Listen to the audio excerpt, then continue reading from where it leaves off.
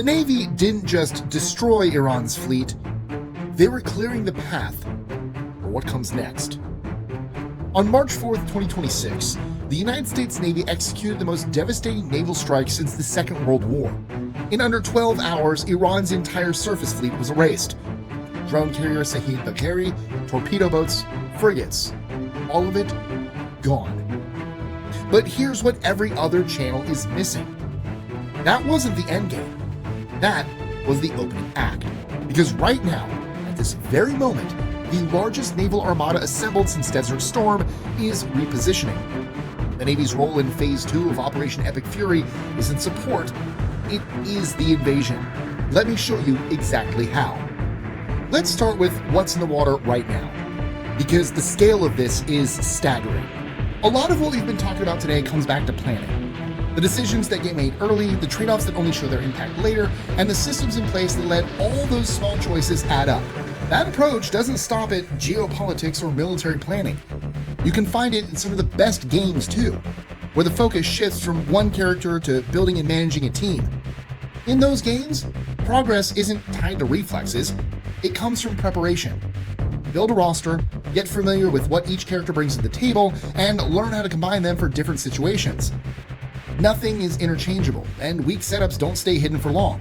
There's always something worth adjusting, and even minor changes can affect how things play out. Progress develops at a steady pace without the sense that you're being rushed through it. That's where Raid Shadow Legends fits in my experience, and it's what's kept me playing. It gives you a big roster and lets you approach problems your own way. Campaigns, dungeons, and clan bosses all push you to think differently about team setup. I also appreciate that time spent upgrading champions or gear continues to matter later on. You're not constantly resetting or starting over. The effort you put in actually makes a difference. So if that kind of long-term system-driven gameplay sounds like something you'd enjoy, this is where I'd start. If you want to try it, use my link or the QR code on screen. Raid is celebrating its anniversary right now, and they're giving out a $200 anniversary package just for logging in. That includes the legendary champion Krukmar the Devourer right from the start. And when you reach level 25, you'll also unlock the epic champion Galapo the Recluse. As you level up, you'll also receive additional rewards which will appear on screen, including an epic skill tome at level 10, 500,000 silver at level 15, 500 energy at level 20, a 5-star check-in at level 30 to help rank up your champions, and 7 million silver at level 35. New players can also get a legendary spirit champion, Pelops the Victor. Just download Raid via my link and use promo code RAID7. And if you're a new player, you can choose one of 6 promo codes to unlock a free legendary champion of your choice. You can only use one, so pick the one that's going to mean the most when it comes to your individual strategy. For example, if you want raw power, go with Turval using code BIGDOG with a W. If you prefer Alice the Wanderer, use Get Alice. Cheshire Cat is available with Kitty Cut. Sun Wukong the Monkey King is unlocked with Monkey King, and that one's available until March 26, 2026. Ultimate Death Knight uses UD King, and if speed is more your style, Razzlevarg is unlocked with Go Fast. Just make sure you download the game through my link or scan the QR code first, then enter your chosen promo code in-game. Otherwise, the rewards won't apply. There are also rewards available for everyone in the community. Between March 5th and March 21st, players can get Pelops the Victor through the Classic Fusion event. There's also a 7-day gift chain with new rewards waiting each day, plus a Titan event where you can earn a unique 7th anniversary avatar frame. You can find me in Raid as Mirai, M-E-R-R-A-I, and you are welcome to join my clan with the clan tag L15T. USS Gerald R forward carrier strike group. As of March 6th, confirmed in the Red Sea. This is a $13 billion nuclear-powered supercarrier carrying over 75 aircraft, FA-18EF Super Hornets, EA-18G Growler electronic warfare jets, E-2D Hawkeyes for airborne early warning, and, critically, the F-35C Lightning II stealth fighters. The Ford's electromagnetic catapult system, EMALS, can surge large aircraft at a rate the older Nimitz-class carriers simply can't match. Escorting the Ford, Ticonderoga-class cruisers and Arleigh Burke-class destroyers packed with Tomahawk cruise missiles. Each destroyer carries up to 90 vertical launch cells. Do the math. A single strike group can unleash over 300 Tomahawks in one coordinated salvo. But the Ford isn't alone. USS George H.W. Bush, the Nimitz-class carrier that just wrapped pre-deployment exercises off the U.S. East Coast. USN confirmed on March 6th that the Bush Strike Group completed its Composite Training Unit exercise, the final certification before deployment. Translation? They're combat ready, headed east. That gives the Navy 2 carrier strike groups converging on the theater. That hasn't happened since the opening days of the Iraq War in 2003. And then there's the coalition. France has deployed the Charles de Gaulle carrier strike group to the eastern Mediterranean. That's Raphael M fighter jets, an Aster-armed air defense frigate, and a nuclear submarine somewhere beneath the surface. On March 6th, Naval News confirmed France sent additional reinforcements, the Mistral-class LHD Tonnerre and the frigate Corbeil departing Toulon. Now, pay attention to the Tonnerre. That's a landing helicopter deck, an amphibious assault ship. It carries up to 900 troops, landing craft, helicopters, and armored vehicles. France isn't just providing air cover, they're bringing ground invasion capability. The United Kingdom deployed the Type 45's destroyer HMS Dragon to Cyprus along with drone-busting Wildcat helicopters. Spain sent the F-100 class frigate Cristobal Colon and a support ship. NATO's Operation Aspides in the Red Sea has been reinforced. Here's the picture. You now have American, French, British, and Spanish naval forces forming a semicircle around Iran from the Mediterranean to the Arabian Sea. This isn't a containment strategy. This is a staging formation. And the piece that makes it all work? It's not the carriers. It's what's underneath the water. The Navy has at least one Ohio-class guided missile submarine, an SSGN, in the Persian Gulf region. These are the most devastating conventional strike platforms on Earth. A single Ohio-class SSGN carries 154 Tomahawk cruise missiles. That's more firepower than most countries' entire militaries. And you'll never see it. You'll never hear it. You'll never detect it until 154 missiles are already in the air. In the opening hours of the Iraq War, Ohio-class SSGNs launched over 100 Tomahawks into Baghdad, shredding command and control nodes, air defense batteries, and communication networks, all before a single soldier crossed the border. That's the playbook. And it's happening again. But Iran is not Iraq, and the Navy knows it. Iran's coastline is one of the most heavily fortified in the world. The Strait of Hormuz, only 21 miles wide at its narrowest point, is lined with Chinese-made C-802 anti-ship missiles, fast attack craft hiding in coastal caves, and hundreds of naval mines pre-positioned in strategic choke points.